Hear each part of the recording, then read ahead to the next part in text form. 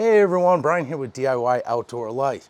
For today's video, it's like over 100 degrees out, so don't mind me if I'm still sweating here in the shade. But I wanted to put this video together because Bluetti just released their Elite 100 portable power station. Just a few weeks ago, I did a review on the Elite 200, and I gave that power station some of the highest scores that I've ever given a commercially available portable power station. It really was the best inverter that I had ever seen on one of these systems. Had great solar charging, great wall charging, UPS, and they hit the market at less money than the competition. Those are the products I try to show you guys on the channel.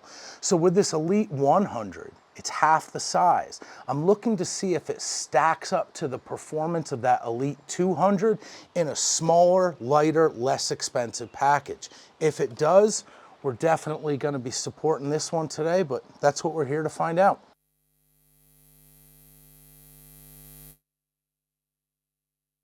So folks, the Elite 100 is a 1,024 watt-hour portable power station. That's what I consider to be, the smaller size of mid-size portable power stations.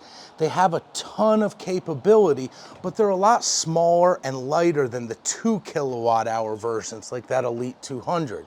Let's put the size and weight on the screen, but this thing weighs about 25 pounds. That means at this size and weight, these are the portable power stations that I bring upstairs with me during a power outage. I can plug my laptop in, my cell phone to charge. I can even plug a TV in and watch a movie or something if the power's out. And at the campsite, they tend to be the nice mobile portable power stations. They're bigger than the little guys that just charge my phones and camera gear, but they're smaller than those big lunkers that weigh 60 pounds. So there's a bit of a sweet spot with these 1 kilowatt hour systems. Now, what do we run with these?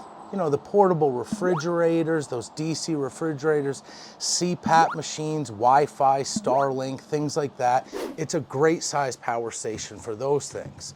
Now, what I want to talk about today is the first thing I notice is that this has a huge blazing inverter on this. So that's bigger than what we normally see with this size power station. And there can be a pro and a con to that if we don't know what we're doing. So we are looking at an 1800 watt pure sine wave inverter. It has a surge capability that can go much higher than that. What that means is there's a little bit of a mismatch between the inverter size and the battery size. This can be a huge advantage. I took this system out and ran a 12 amp circular saw. That's a tool that I normally couldn't run with a 1 kilowatt hour power station. It means I have a smaller weight to be able to do that too. I could bring it to the far side of the property and cut a bunch of boards. That's a huge advantage with an oversized inverter. But the circular saw doesn't run continuously for 45 minutes. So this can mess up some of my beginners as well.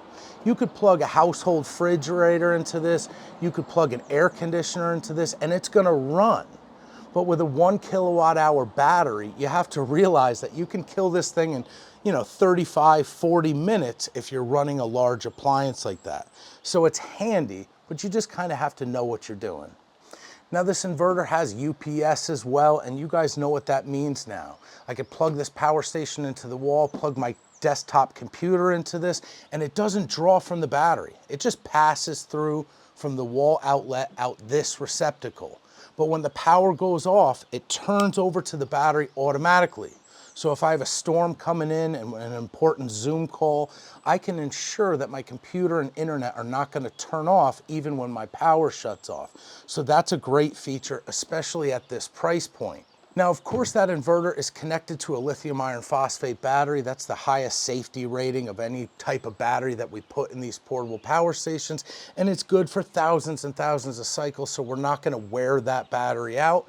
This system has the capability of keeping that battery in top health for over a decade. They give you a great warranty. I'll put that warranty on the screen here. Everything that you'd expect from Bluetti. Now, down on the USB section, pretty standard stuff, 2 15-watt USB-As, but there's a 100-watt USB power delivery. We're always looking for that. But there's a brand new 140-watt USB-C. So they put a little chip in there that has a two-way signature between your device that you're running.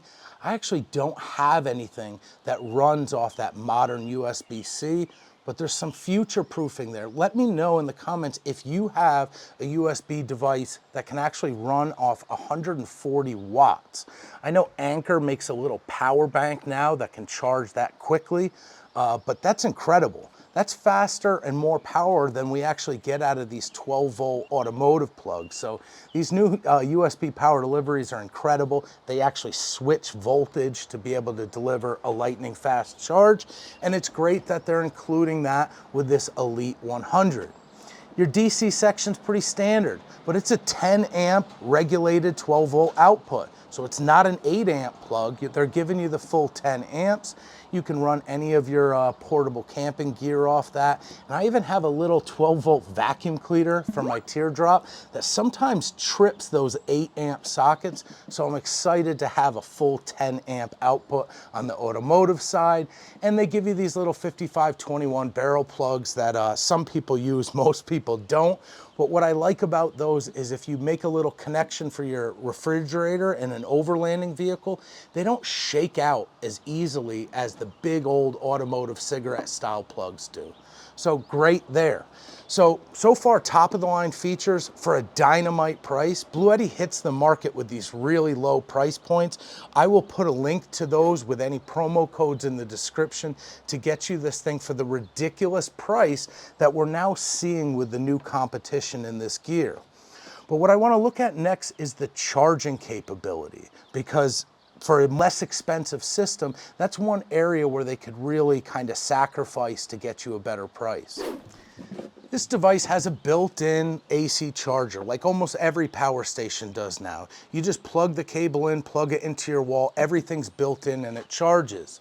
On its turbo speed, you're getting 1200 watts. So this thing is gonna charge from 0 to 75% in like 30 some minutes.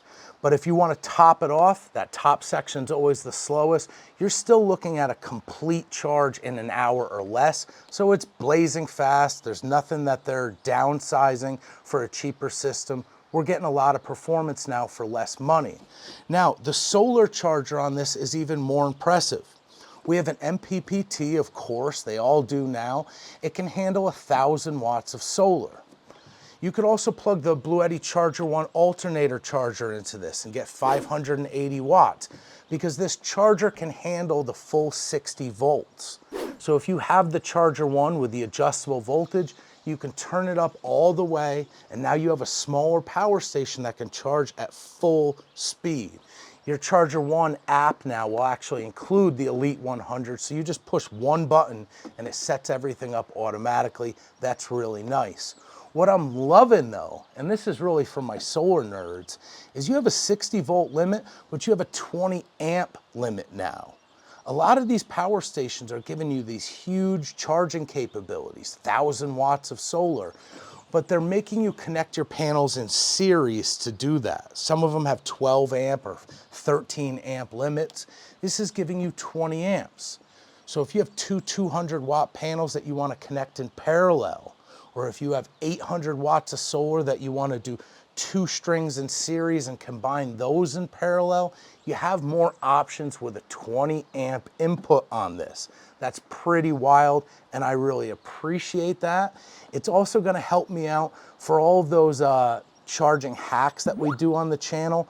I have larger 24 volt and 48 volt lithium iron phosphate batteries. I can plug those directly into this charge controller and deliver a super fast charge into this PPS, and we can avoid spending a ton of money on those expansion batteries. So that's going to bring me to the last topic here. What is Bluetti leaving off the Elite 100 to deliver it at the best price point in the industry?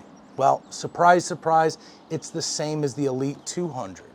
You don't see any of the expansion ports that are really common on the newer, higher end portable power stations, where it's just plug and play to connect the Bluetti expansion batteries. They're leaving that off the Elite series, and that's one of the ways that they're delivering you a much better price point. So if you don't need that feature, this is the best power station at this size for the money, in my opinion. The Elite 200 is the same thing for a 2 kilowatt hour system. Some of us know how to do those little hacks, and I try to show you on the channel where you can still charge this with expansion batteries by just connecting it through the MPPT. We'll get to that in other videos, but some of you know what I'm talking about. So if that's the only feature that they're leaving off, and you don't need expandability through those plug and play ports, then I definitely can give this power station 2 thumbs up. If that's a critical part of your power infrastructure, then this is not the right product for you, and you should be looking for an EcoFlow or a Bluetti or an Anchor or a Pecron power station that has expandability. There's a lot of those on the market. Now, to finish this video up, some folks are going to ask about this inverter. When I tested the Elite 200, it was the best numbers that I've ever tested on a power station. Did those numbers stack up on the Elite 100? Well, while I can say that my numbers were actually the best that I've ever seen for a 1 kilowatt hour system, they were marginally lower than the Elite 200. I was getting about 90 or 91% efficiency out of the inverter. Sometimes I got down to 89 with some tests, but that's really, really good for a portable power station. The Elite 200, I was getting 93, 94, I got 95 once. So this is one step below that efficiency, but I actually got less parasitic draw, less standby consumption. So if you put a TV into the inverter and you turn the AC section on, and you run a movie that lasts you 2.5 hours, I actually saw less parasitic draw out of this inverter than I did the Elite 200. So it did top it in that respect. So that's a pretty easy review. I hope I covered everything for you guys. If you appreciate this stuff and you're in the market, it does help the channel out when you use our links. So I really appreciate you guys watching. Thank you guys for tuning in, and I'll see you next time.